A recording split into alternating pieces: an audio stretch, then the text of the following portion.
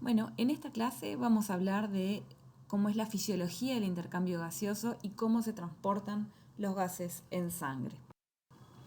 Como material bibliográfico pueden usar cualquier libro básico de fisiología, puede ser el Hussey, el Bessie Taylor, fíjense que el Bessie Taylor sea la 12ª edición, ¿sí? También puede ser el Guyton o el Bernie Levy.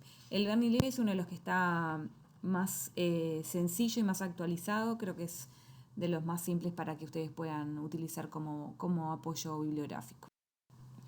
Bien, vamos a empezar con una pregunta muy simple que sería, ¿para qué respiramos? O sea, ¿cuál sería la función de respirar? Entonces, lo que seguramente todos saben, pero por obvio no lo vamos a dejar de decir, sería para ingresar oxígeno, ¿verdad?, a nuestro cuerpo y eliminar el dióxido de carbono, ¿sí?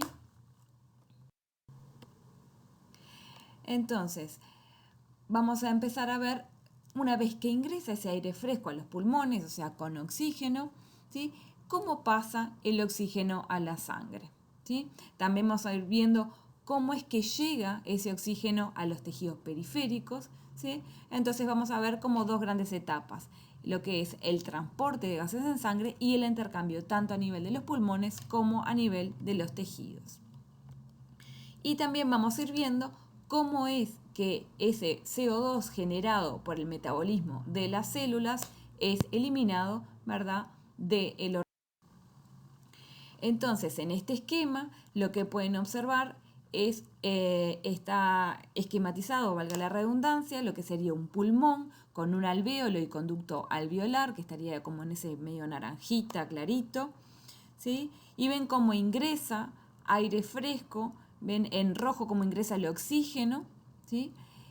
Llega a los pulmones, ese oxígeno es transportado y vamos a ver después, es intercambiado, ¿verdad?, y llevado a la sangre, vamos a ver bien cómo se transporta por la sangre, ¿sí?, ese vaso que está en color rojo, y es llevado ese oxígeno, después vamos a ver cómo, hacia los tejidos, donde se hace intercambio con los tejidos y llega a las células, y cómo las células eliminan hacia la sangre el CO2 y ese CO2 es transportado, ¿verdad?, por la sangre, que llega nuevamente a los pulmones para ser eliminado. Ese CO2 es llevado a los pulmones, a los alvéolos y al exterior, ¿verdad? Y cómo comienza nuevamente el ciclo. Entonces, ¿tienen idea cuáles serían los gases que se encuentran en la atmósfera? Entonces, lo obvio que ustedes saben es que hay oxígeno, más o menos hay un 21% de oxígeno, ¿sí? La cantidad de CO2 en la atmósfera es despreciable, ¿sí?, en condiciones normales, y hay una buena cantidad, una buena concentración de nitrógeno, aproximadamente un 78-79%, y después otros gases que son despreciables en condiciones normales. Entonces, como conceptos a tener en cuenta para ir entendiendo las presiones que generan estos gases en el organismo, tenemos que entender que un gas que está contenido en un recipiente va a generar presión contra sus paredes, ¿sí? Cuando hay más de un gas en un recipiente, ¿sí?, hablamos que cada uno contribuye de determinada forma, con determinada concentración, que se llama la presión parcial de un gas, ¿sí?, que va a ser esa presión que de ese gas determinado, ya sea el oxígeno, el CO2, cualquiera de ellos el que esté presente, ¿sí?, a la presión total, y va a ser proporcional a la concentración que estos tengan en la mezcla. Entonces vamos a ir viendo cómo se calcula la presión parcial de un gas en una mezcla gaseosa. Entonces, para saber hacer ese cálculo, tenemos que saber que a nivel de la atmósfera la presión del aire es de 760 milímetros de mercurio, ¿sí? Y la presión parcial de un gas en el aire se va a calcular como la concentración de ese gas por la presión barométrica, o sea, de 760 milímetros de mercurio. Una cosa a tener en cuenta que es importante es que la concentración de los gases en mezclas gaseosas se van a expresar en términos de gas seco.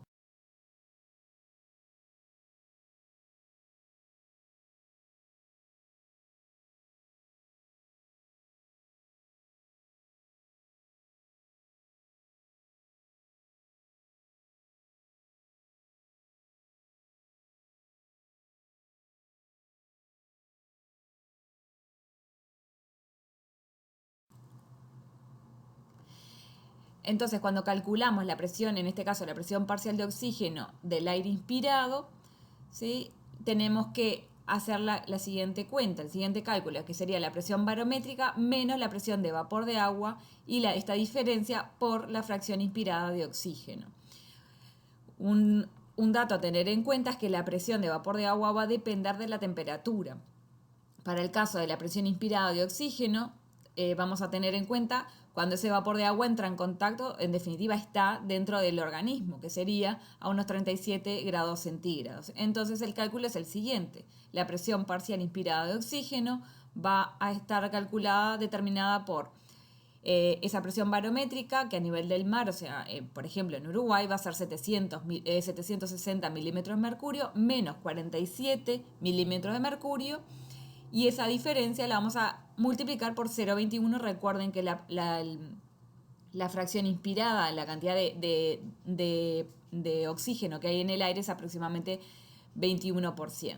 Entonces lo ponemos como 0,21, ¿sí? Y en definitiva ese cálculo nos da 150 milímetros de mercurio. Es decir, que la presión parcial de oxígeno inspirado va a ser de 150 milímetros de mercurio. Entonces ahora lo que vamos a empezar a ver es cómo se da ese intercambio gaseoso a través de la membrana alveolo capilar. Todo lo que vamos a hablar también aplica en las características generales, ¿sí? Al intercambio a nivel de los tejidos. Simplemente los gases van a ir en el sentido contrario. Bien, entonces tanto el oxígeno como el dióxido de carbono van a atravesar esta membrana alveolo capilar por difusión simple. Y por difusión entendemos como el flujo de moléculas de una sustancia, ¿sí?, en una determinada dirección que va a estar determinada de acuerdo a la diferencia de concentración entre un lado y el otro. Va a ir de donde está más concentrado a donde está menos concentrado. Bien, y esta difusión simple va a obedecer la ley de Fick, que establece que el flujo de un gas en determinado tiempo va a depender del área de la superficie que estemos hablando, ¿sí? En el caso de los pulmones es entre 50 y 100 metros cuadrados. Imagínense que sería el tamaño de un apartamento, ¿sí?, grande. O sea que tenemos una superficie bastante grande disponible para hacer intercambio gaseoso. O sea, cuanto mayor sea esa superficie, con más facilidad va a atravesar ese gas, esa barrera. También va a depender del espesor de esa barrera, ¿sí? Cuanto más gruesa la barrera, con más dificultad va a atravesar, en este caso, los gases, ¿sí? Para el caso de esta membrana alveolo capilar, fíjense que el espesor es bastante pequeño, unas 0,5 micras, es muy, muy poco. Otro determinante de este flujo va a ser la constante de difusión o difusibilidad, que va a tener varios factores. Va a depender de la estructura de la lámina, o sea, las características que tenga la lámina, del tipo de gas que estemos hablando. No va a ser lo mismo el oxígeno que el dióxido de carbono, y va a ser proporcional esta difusibilidad, esta constante de difusión, a la solubilidad del gas en la lámina. Es decir, va a depender, en definitiva, esa relación entre el gas y el tipo de lámina, y va a ser inversamente proporcional al peso molecular del gas que estemos hablando, de la molécula que estemos hablando. Para que tengan idea, el CO2 es 20 veces más difusible que el oxígeno. ¿Por qué? Porque el CO2 es mucho más soluble en esta lámina, 24 veces más soluble que el oxígeno. Sin embargo, como el oxígeno, el peso molecular es más pequeño, es que hace que sea un poquito menos. En vez de 24 veces más difusible, es 20 veces más difusible el CO2 que el oxígeno. Y esto, como vamos a ir viendo, tiene consecuencias a nivel del intercambio gaseoso. Bien, entonces vamos a comenzar hablando de lo que son las presiones parciales de oxígeno en los distintos sectores del organismo y cómo es que se da el intercambio gaseoso. Entonces, en este esquema lo que pueden ver sería las presiones parciales en distintos sectores, ¿sí? En la sangre venosa, ¿verdad? Esa sangre baja en oxígeno y rica en CO2. Y cómo llega a lo que sería el esquema, ese redondel sería el alvéolo y luego el conducto alveolar. Ven cómo llega la sangre hacia el conducto alveolar y después cómo sale. nos vamos a detener, ¿verdad? Como les mencioné, en las presiones parciales de oxígeno. Fíjense que la sangre llega con una presión parcial de oxígeno de 40 milímetros de mercurio y se encuentra con una presión parcial de oxígeno de 100 milímetros de mercurio. Entonces, ¿hacia dónde van a ir esas moléculas de oxígeno? ¿Hacia el alvéolo capilar o hacia la sangre? Como habíamos mencionado, ¿verdad? Va a ir de donde está más concentrado hacia donde está menos concentrado. ¿Sí? O sea que va a ir del alvéolo hacia la sangre. Algo importante a tener en cuenta, que ustedes tienen que tratar de entender ese proceso, es que la presión inspirada de oxígeno, como habíamos calculado, es de 150 milímetros de mercurio. ¿Y cómo es que de 150 milímetros de mercurio, esa presión inspirada de oxígeno, llegamos a que la presión parcial de oxígeno en el alvéolo es de 100 milímetros de mercurio? Entonces, una de las cosas que sucede, que genera estos valores de presiones parciales en los distintos sectores, es que a medida que llegan las moléculas de oxígeno al alvéolo, constantemente van a estar pasando hacia la sangre. Imagínense un colador que tiene agujeritos y le permiten el pasaje, en este caso, ¿sí?, de moléculas de oxígeno. Constantemente voy a estar perdiendo moléculas de oxígeno hacia la sangre, que en definitiva es lo que yo quiero, ¿verdad? Pero eso hace que en vez de estar en 150 milímetros de mercurio, la presión parcial de oxígeno en el alvéolo sea de 100, porque constantemente estoy perdiendo moléculas de oxígeno en el alvéolo y las estoy ganando en la sangre. Entonces la sangre, a medida que va circulando por ese sector de intercambio, en vez de estar en 40, va a estar en 45, 50, 100, ¿verdad? Va a ir aumentando conforme va haciendo el intercambio gaseoso. Entonces, la composición del gas alveolar, ¿sí?, dentro de ese alvéolo va a estar determinada por el equilibrio entre lo que se agrega de oxígeno por la ventilación alveolar y lo que yo elimino oxígeno, de la eliminación de oxígeno desde los pulmones hacia el flujo sanguíneo. Entonces, este ejemplo es del Bessey-Taylor, es un esquema sumamente simple que esquematiza lo que sería un alvéolo, ¿verdad?, con su conducto alveolar. Y luego abajo tienen ese rectángulo, sería el capilar alveolar. Como hablábamos, la sangre venosa llega con unos 40 milímetros de mercurio de oxígeno, ¿sí?, y hablamos que la presión alveolar de oxígeno, ¿sí?, ven que dice PA cuando está en mayúscula, PA o 2, cuando está esa A en mayúscula es presión alveolar, cuando es minúscula es arterial. Entonces la presión alveolar de oxígeno habíamos dicho que era de 100. Entonces, a medida de que la sangre empieza a estar en contacto con esa zona que puede hacer intercambio gaseoso, ¿verdad?, el oxígeno va a estar yendo del alvéolo hacia los capilares pulmonares, ¿verdad?, al principio con mayor flujo, y a medida que se va igualando las presiones va a ir siendo cada vez menor hasta que la presión parcial de oxígeno en el capilar llega a igualarse con la presión alveolar, aproximadamente de 100 milímetros de mercurio, por lo que la presión parcial de oxígeno cuando sale del capilar pulmonar, ¿verdad?, es de 100 milímetros de mercurio. Ahora, ¿qué sucedería si por alguna causa ese alvéolo se colapsa? O es decir, que va a llegar la sangre con esa presión de 40 milímetros de mercurio, atraviesa esa zona del capilar pulmonar, pero si no hay con quién hacer intercambio, ¿con qué presión parcial de oxígeno va a salir esa sangre? Va a salir con la misma que ingresó. Es como que no hubiera pasado por ningún lugar de intercambio, porque en definitiva no tiene dónde hacer el intercambio.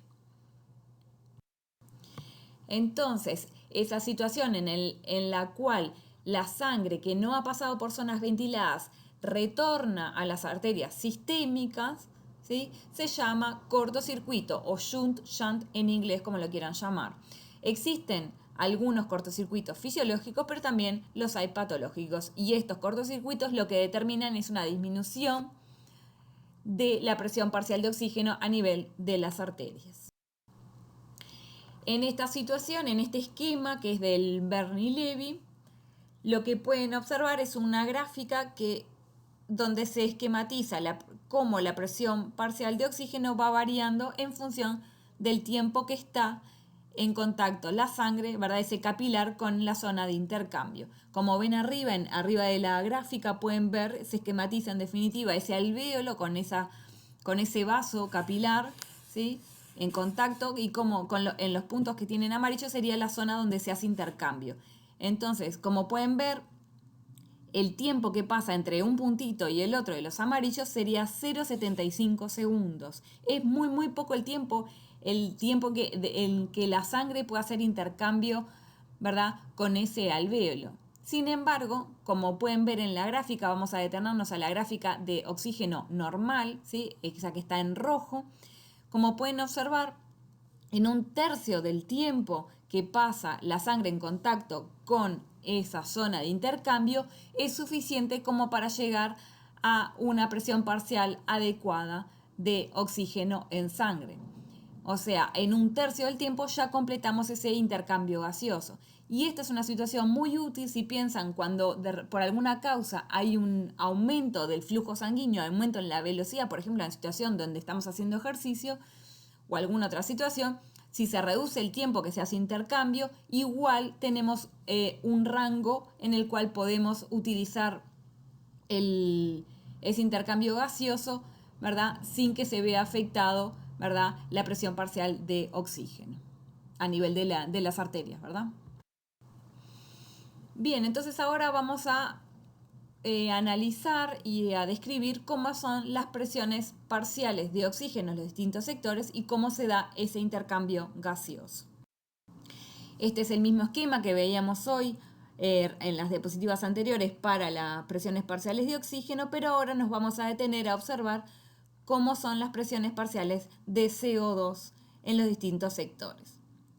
Como pueden observar, la presión parcial de CO2 a nivel de la sangre venosa, ¿verdad?, es de 46 milímetros de mercurio y en los alvéolos es de 40 milímetros de mercurio.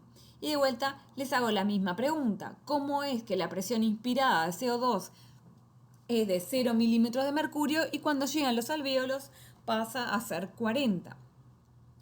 Entonces la explicación es la misma que la que veíamos para el oxígeno, ¿sí?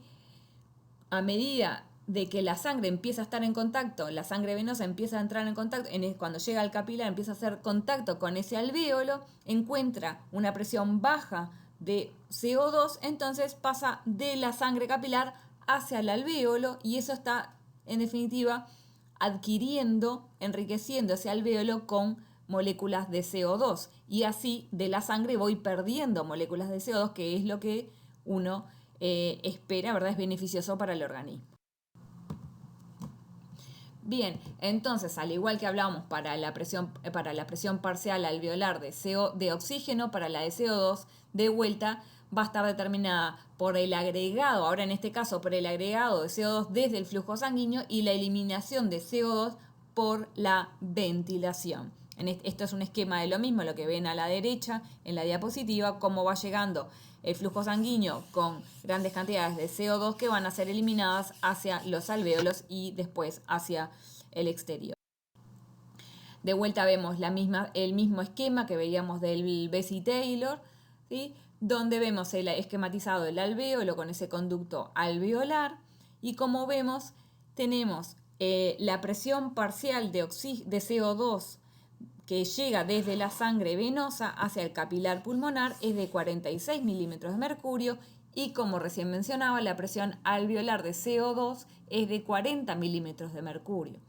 Fíjense que la diferencia de presiones entre un lado, entre un sector y el otro es mucho menor, es de 6 milímetros de mercurio cuando veíamos en la otra situación que era unos 60.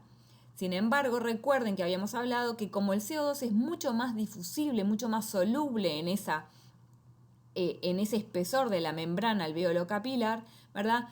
Como es muy soluble, pasa con gran facilidad. Por lo tanto, esa diferencia de presión entre un sector y el otro es suficiente para hacer el intercambio de forma eficiente.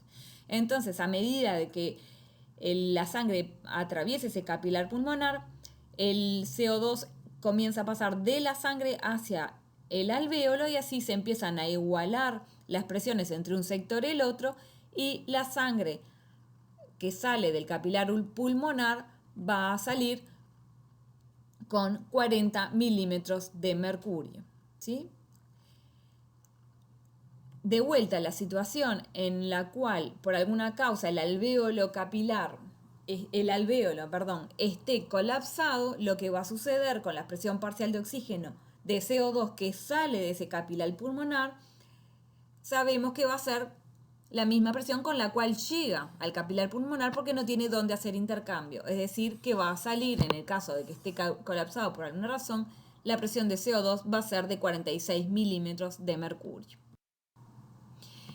Bien, hasta ahora lo que habíamos considerado era que todos los alvéolos se ventilan uniformemente y que el flujo sanguíneo a través de los capilares alveolares también era igual para cada alvéolo. Sin embargo, en realidad esto no es así, va a ir variando tanto la ventilación alveolar como el flujo sanguíneo, si nos detenemos a observar el pulmón en el vértice o en la base. Como pueden observar en este esquema, la ventilación alveolar pasa en el vértice de 0,24 litros por minuto a 0,82, o sea que la ventilación es mayor en la base que en el vértice.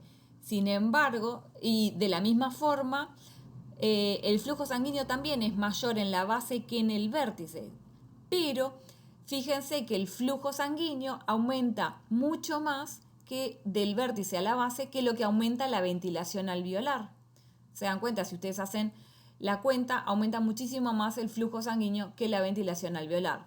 Por lo tanto, cuando hago la relación entre la ventilación alveolar y el flujo sanguíneo, que acá está en el esquema dice relación BQ, Q es el flujo, fíjense que la relación BQ va a ser mucho mayor en el vértice que en la base. Y en este esquema lo que pueden observar justamente de vuelta es esa relación entre el flujo sanguíneo y la ventilación y el cociente BQ en las distintas zonas del pulmón. ¿Sí? Ven cómo en el esquema tienen el volumen, el flujo sanguíneo y la ventilación en relación a los distintos sectores del pulmón. Hacia la izquierda está la base y el vértice hacia la derecha. Y ven cómo va aumentando tanto el flujo sanguíneo, ¿verdad?, del vértice hacia la base, y también la ventilación va aumentando del vértice hacia la base. Pero si miran las dos gráficas, fíjense que el flujo sanguíneo, la gráfica es mucho más empinada que la ventilación, que tiene un aumento pero no es tan pronunciado como el flujo sanguíneo. Y esto determina que la relación BQ tiene en sentido inverso. La relación BQ es mayor en el vértice que en la base. Y en definitiva, la relación entre la ventilación y el flujo sanguíneo son los determinantes del intercambio gaseoso, ¿sí?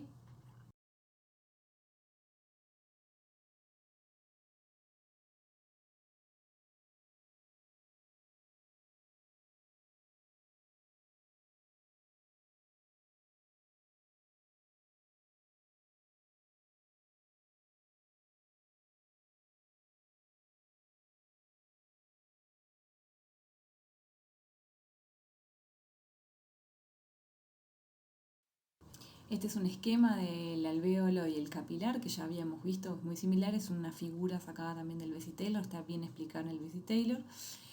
Entonces, en este esquema, en el esquema central, vamos a decir, está esquematizado la relación BQ 1 a 1, ¿sí?, con una presión inspirada de oxígeno de 150 y de CO2 de 0.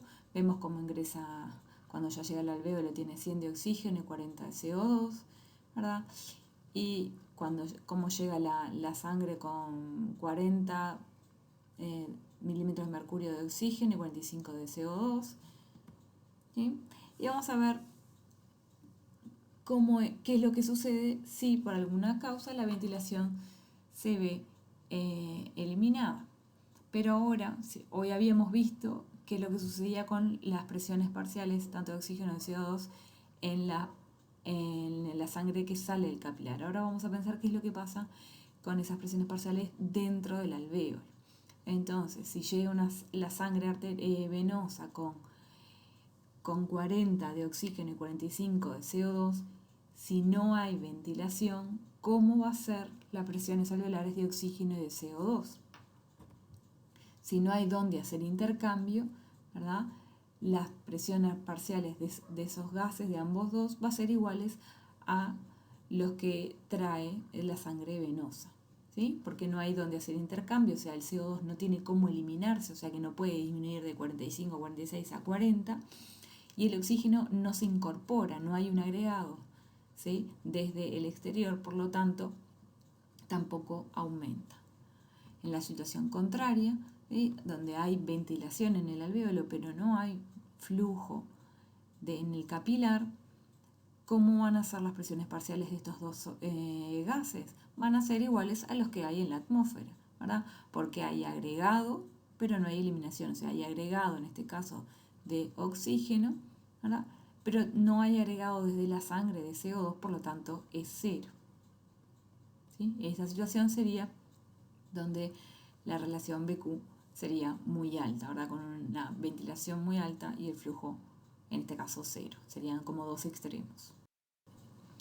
Entonces ahora, hasta acá vimos todo lo que era el intercambio gaseoso en la membrana alveocapilar. Sepan que todos los conceptos generales son los mismos que para intercambio gaseoso. Vamos a hablar algún detalle al final de la clase, ¿sí? Ahora vamos a ver cómo se transportan estos dos gases en sangre. Es decir, una vez que se hace el intercambio gaseoso a nivel de los pulmones, cómo es, o en los tejidos, cómo es que estos dos gases se transportan de un sitio a otro. Vamos a comenzar con el transporte de oxígeno. Se encuentra de dos grandes formas. La primera que vamos a hablar es el oxígeno disuelto, tanto en el plasma como en el líquido intracelular del glóbulo rojo. Sepan que la capacidad de transportar en forma disuelta oxígeno es extremadamente baja, ¿sí? Fíjense que se transportan 3 mililitros de oxígeno por cada litro de sangre. Si pensamos que en el gasto cardíaco tenemos en promedio en un adulto sano son 3 litros por minuto, tendríamos en forma disuelta unos 15 mililitros por minuto de oxígeno en sangre.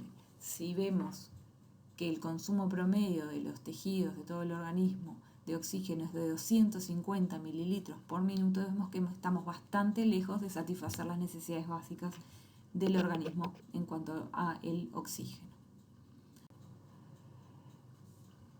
Entonces, de alguna forma, el organismo evolucionó como para poder transportar de forma eficiente y satisfacer las necesidades de oxígeno, transportar en forma eficiente este gas. Entonces, la mayor parte del transporte de oxígeno en sangre se da a través de la hemoglobina, o sea, está combinado con hemoglobina. Como concepto general, que seguramente ya lo hayan visto en bioquímica, la hemoglobina está formada por 4 cadenas proteicas y cada cadena de estas tiene un grupo hemo que contiene átomos de hierro. Y cada hierro puede unirse a una molécula de oxígeno en forma reversible. Entonces vamos a ver los valores que podemos, cuánta sangre podemos transportar unida a hemoglobina. Entonces, si consideramos que por cada gramo de hemoglobina se transportan 1,39 mililitros de oxígeno y que por cada 100 mililitros de sangre contiene en promedio, en condiciones fisiológicas normales, 15 gramos de hemoglobina, si hacemos la cuenta, la capacidad total que tiene la sangre por cada 100 mililitros de sangre de llevar oxígeno son 20,8 mililitros de oxígeno. Es decir, podemos llevar hasta 20 mililitros de oxígeno por cada 100 mililitros de sangre. Entonces hacemos el mismo cálculo que habíamos para el oxígeno disuelto en sangre. Si calculamos esos mililitros por esos 200 mililitros de oxígeno por cada litro de sangre y consideramos la volemia de 5 litros por minuto, el gasto cardíaco, nos da que podemos llevar 1000 mililitros de oxígeno por cada minuto, ¿sí? Por lo cual vemos que superamos varias veces las necesidades fisiológicas básicas del organismo. Entonces, lo que veíamos recién, ¿verdad?, de estos 20,8 mililitros de oxígeno por cada 100 mililitros de sangre es lo que se denomina la capacidad de oxígeno. O sea, es la capacidad máxima que puede llevar la hemoglobina, ¿verdad?, de oxígeno. No quiere decir que toda la hemoglobina esté. El otro concepto que tienen que saber es, entonces, es la saturación de la hemoglobina con oxígeno. O sea, una cosa es cuánto yo puedo llevar de oxígeno unido a hemoglobina y lo otro es cuánto hay realmente unido a hemoglobina. Y simplemente es una regla de 3 donde es la capacidad total de oxígeno sería el 100% y cuánto tengo combinado realmente hemoglobina con oxígeno sería la saturación de oxígeno con hemoglobina. ¿Sí? Que es esta ecuación que les puse ahí arriba. Entonces, si la saturación de oxígeno de la hemoglobina con oxígeno en la sangre arterial está alrededor de entre 97 y 99% para una presión arterial de 100 milímetros de mercurio, ¿sí? Mientras que para la sangre venosa la saturación es de un 75%, ¿sí? Estamos hablando de una presión parcial de 40 milímetros de mercurio. Ya empiezan a ver que la saturación de la hemoglobina con el oxígeno depende de la presión parcial de oxígeno, que en definitiva está dada por ese gas disuelto en la sangre. Bien, entonces cuanto mayor sea la presión parcial de oxígeno, mayor será la saturación de hemoglobina con oxígeno.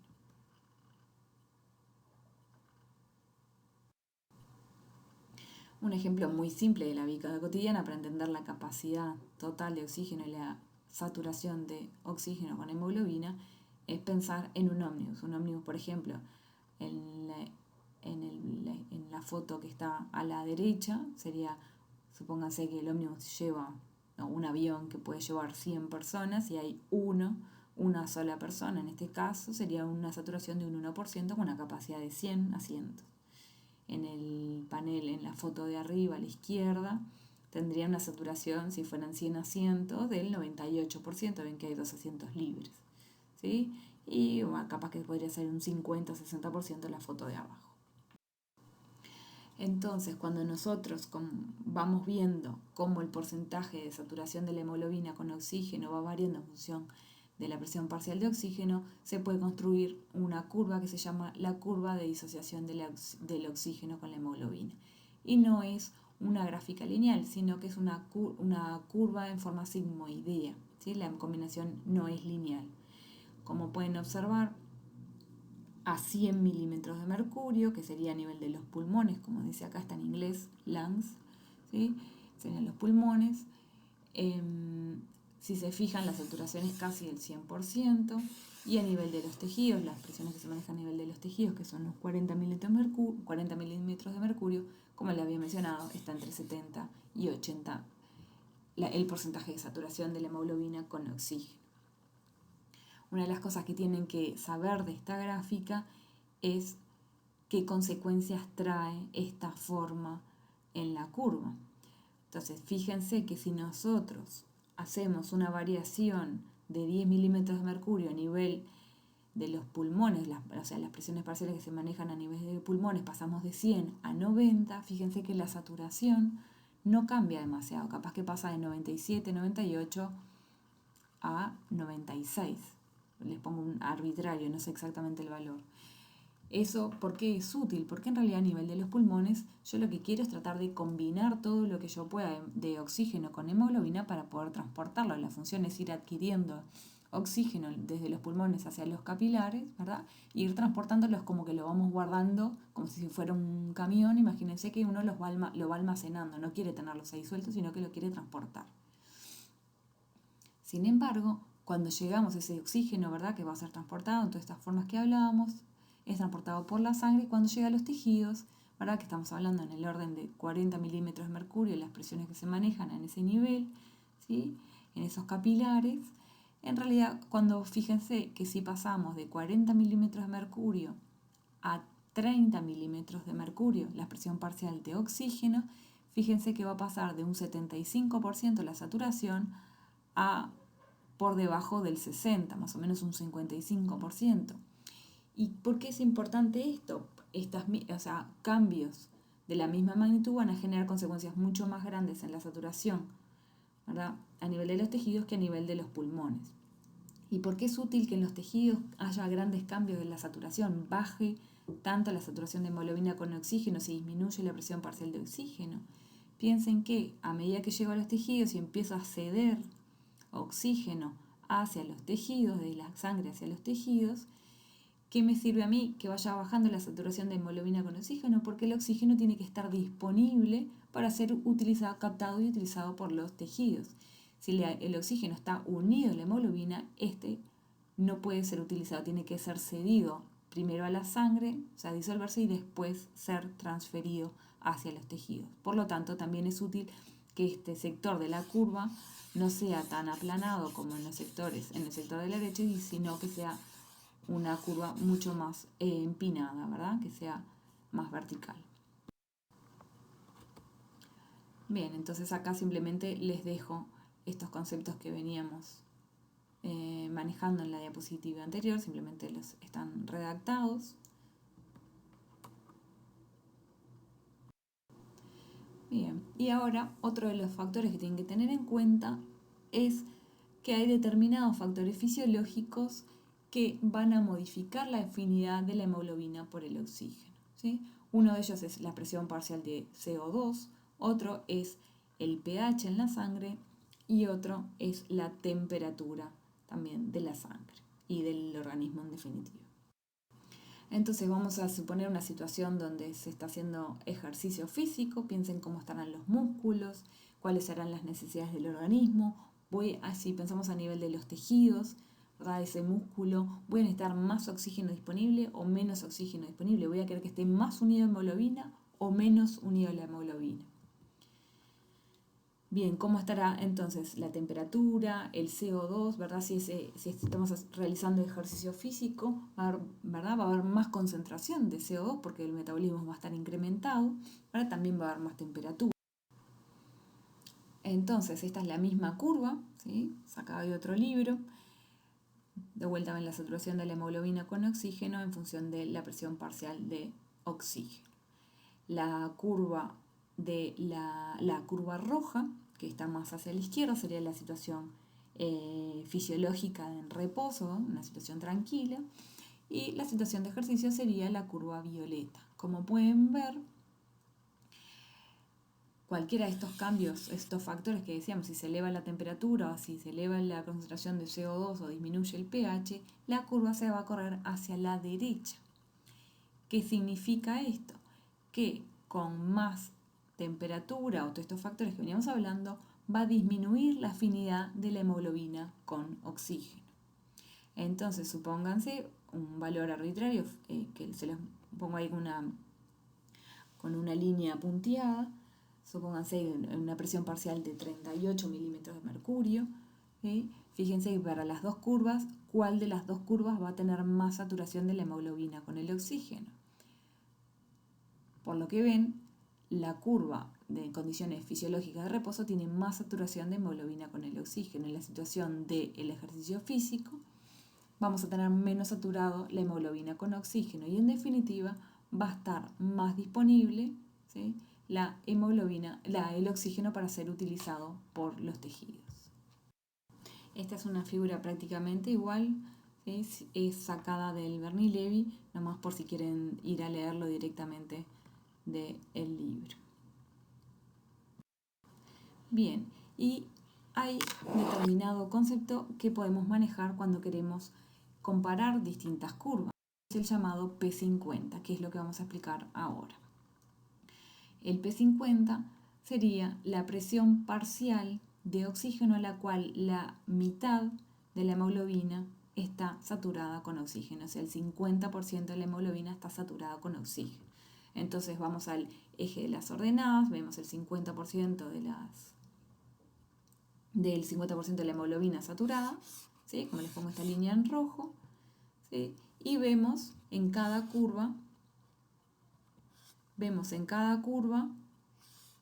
cuál es el valor de la presión parcial de oxígeno, ¿sí? Y eso es el denominado P50, ¿sí? ¿Cuál es la presión parcial de oxígeno en la cual la hemoglobina está saturada al 50% con oxígeno? ¿Sí? Entonces, cuanto mayor sea la presión, este P50, menor va a tener menor afinidad la hemoglobina con el oxígeno.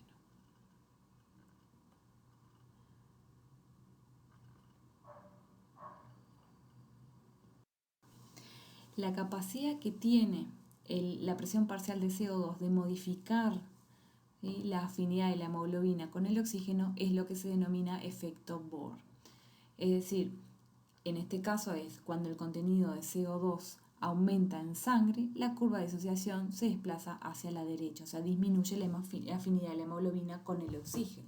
Si pensamos en la situación de los tejidos, como a medida que va llegando esa sangre oxigenada, ¿verdad?, empieza a cargarse con CO2 que quiere ser eliminado de los tejidos, nos sirve que se disminuya la afinidad de la hemoglobina con el oxígeno para que éste quede disponible para ser utilizado y en definitiva cedido a los tejidos. ¿Sí? Bien, y ahora lo que vamos a hablar es, ya hasta ahora hablamos lo que es cómo se transporta el oxígeno, vamos a hablar de cómo se transporta el CO2. A diferencia de lo que sucedía con el oxígeno, en forma disuelta el CO2 cumple un papel más importante, se transporta más o menos entre el 5 y el 10% del CO2 disuelto en sangre, del total de formas de transporte. La forma principal va a ser como ion bicarbonato y también se va a transportar como compuestos carbamino. Vamos a ver ahora en detalle cada uno. Bien, como ion bicarbonato, la parte en forma libre simplemente va en forma libre y es lo que genera en definitiva, que es importante, la presión parcial de CO2 en sangre. Como ion bicarbonato se va a transportar el 70%. En esta ecuación lo que pueden ver, seguramente lo hayan visto mejor en bioquímica, pero como conceptos generales ven cómo el CO2 es capaz de hidratarse, ¿verdad? Sobre todo este proceso va a ser más rápido dentro del glóbulo rojo, que está la enzima denominada anidrasa carbónica, para formar el ácido carbónico, que es capaz de disociarse en hidrogeniones y en ion bicarbonato. Entonces es este ion bicarbonato el que se va a transportar en sangre. Como compuestos carbamino, se forma la combinación del CO2 con grupos aminoterminales de las proteínas. Y la proteína más importante es la globina de la hemoglobina. Y acá ven la ecuación de cómo se combina el oxígeno con la hemoglobina. Y ahora vemos cómo es que la presión parcial de oxígeno ahora es capaz de modificar la afinidad de la hemoglobina con el CO2. Este efecto se llama efecto Handel. ¿Y qué significa? Que la desoxigenación de la sangre aumenta la capacidad de la sangre para transportar CO2. Es decir, si vamos hacia los tejidos, lo que significa es que a medida que la sangre va perdiendo oxígeno, se va haciendo cedida a los tejidos, va a empezar a aumentar la capacidad de esa sangre, ¿verdad? De esa hemoglobina de transportar CO2. Aumenta su afinidad, que es lo que me sirve, ¿verdad? Porque lo que quiero es, de vuelta, cargar la sangre, y en este caso la hemoglobina, con CO2. Bien, y a nivel de los pulmones, ¿verdad?, pasa el efecto contrario. La sangre empieza a aumentar su presión de oxígeno, y eso va a disminuir la afinidad de la hemoglobina con el CO2, y así el CO2 está disponible para ser eliminado hacia los alvéolos y en definitiva hacia el aire. Acá ven la curva de disociación del CO2, ven como es una curva mucho más aplanada, y ven dos curvas con distintas presiones parciales de oxígeno, ¿sí? En este caso, la curva del CO2 vemos cómo se modifica. De vuelta ponemos una presión parcial de CO2, en este caso vemos de 40 milímetros de mercurio, ¿sí?, que sería a nivel de las arterias, y vemos cómo tiene más afinidad la hemoglobina con el CO2 con presión baja de oxígeno en comparación con una presión alta de oxígeno.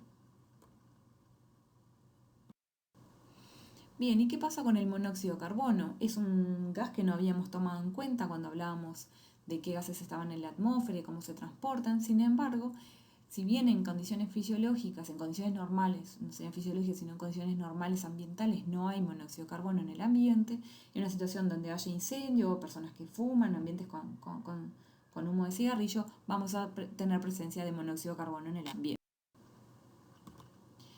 Bien, ¿qué tenemos que saber del monóxido de carbono? Que va a interferir con la función de transporte de la hemoglobina con el oxígeno, ¿verdad? ¿Por qué? Primero, el monóxido de carbono tiene mucho más afinidad, 250 veces más afinidad por la hemoglobina que la hemoglobina con el oxígeno, y se combinan en el mismo sitio. Entonces, al tener más afinidad por la hemoglobina, por el monóxido de carbono en comparación con el oxígeno, ¿verdad? Si hay monóxido de carbono en el ambiente, por más de que haya oxígeno y sea elevado, va a tender a unirse con el monóxido de carbono. A su vez, otra de las cosas, a su vez, no solo tienen que saber esto de la afinidad que tiene elevada por el monóxido de carbono, sino también que el monóxido de carbono va a aumentar muchísimo la afinidad que tiene la hemoglobina con el oxígeno. O sea, va a desviar la curva, esta que veíamos, la curva de disociación de la hemoglobina con el oxígeno, la corre hacia la izquierda, aumentando mucho la afinidad. ¿Qué consecuencias tiene esto? Es que por más de que estemos transportando oxígeno en sangre unida a la hemoglobina, si la hemoglobina si el oxígeno no es desprendido de esa hemoglobina, ese oxígeno no puede ser utilizado por los tejidos. Por lo tanto, es como si uno no tuviera oxígeno en sangre o solo estaría el disuelto. Bien, como les mencioné, el intercambio gaseoso a nivel de los tejidos cumple las mismas propiedades. Simplemente, como para cerrar el tema, vamos a retomar simplemente los conceptos que manejamos al inicio, ¿verdad? Como el oxígeno y el monóxido de carbono se van a mover en este caso entre la sangre y los tejidos, también por difusión simple, también desde donde hay más presión parcial hacia donde hay menos presión parcial. Si hablamos del CO2, en el caso de los tejidos, el CO2 va a ir de los tejidos hacia la sangre y el oxígeno va a ir desde la sangre hacia los tejidos. También va a cumplir la ley de Fick, ¿verdad? Que ya vimos al inicio.